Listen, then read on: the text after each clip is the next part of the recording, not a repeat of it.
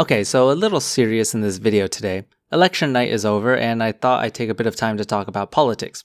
If you followed my channel for a while, you'll know that I hate talking about politics on this channel. Honestly, it's because I got tired of it. But then this election has sort of brought me back. Well, the pandemic also played a role. The way that President Trump has handled this situation has been incredibly disappointing, to say the least. We definitely could have prevented more deaths if people who led our country just paid more attention. And I always say this, but seriously, we need to start listening to scientists. I don't understand what all this hate on Dr. Fauci is. Why would you undermine any disease expert right now? Why can't we just listen to the people who know what they're talking about? It's actually absurd how this pandemic got this bad, and it's still raging onwards. But anyway, that's not what I wanted to talk about today. If you know me well enough, you'd probably know that I'm a left libertarian / liberal.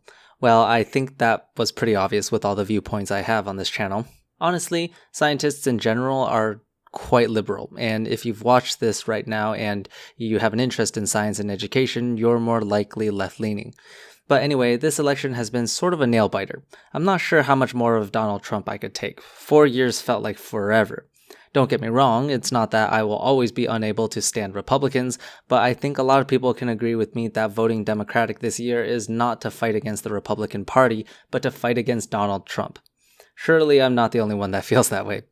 Before election night, the polls said that Biden had an overwhelming chance of winning, and then as the night passed, I saw Trump slowly lead in the swing states.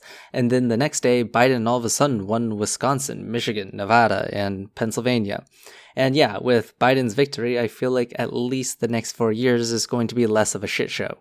You could put like any other Republican in office too, and I'd be satisfied that we've at least kicked Donald Trump out of office. Now, to one of the main topics I want to talk about. As much as I hate to admit it, I care about politics, and I care about the law and the economy of the United States. But ultimately, there's one big factor that will always swing my vote. Can you guess what it is?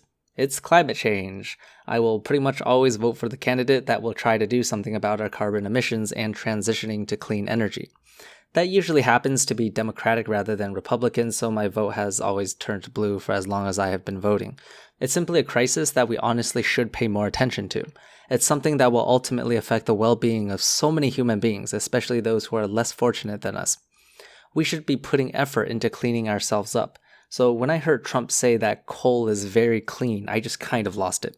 The leader of the United States should not be anti-science. Seriously, like give the president a science test or something. It doesn't have to be hard, just like some middle school science.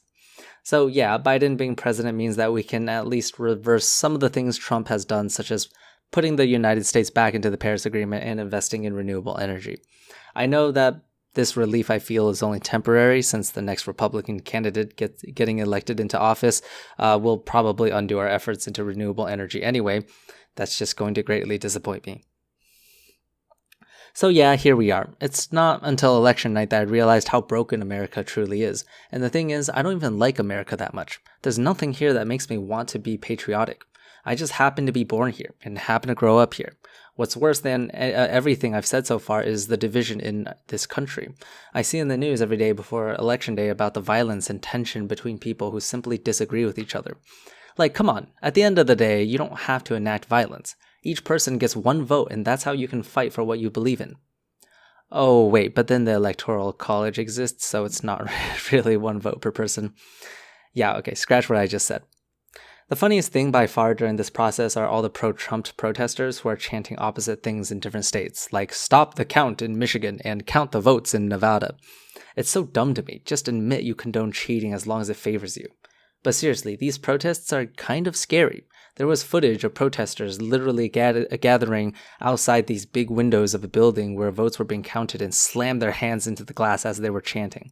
Or the protesters who came with loaded guns in their hands. Loaded guns! That's literally a threat! How is this being tolerated at all? Voting for a president is a democracy, and we're not going to change the rules just because your favorite candidate is losing the race. So yeah, if you want my general viewpoints in politics, I'm on the side of things like pro-choice, environmental regulations, raising the minimum wage, healthcare for all, affordable or free education, unemployment benefits, LGBT rights, funding of science, things like that.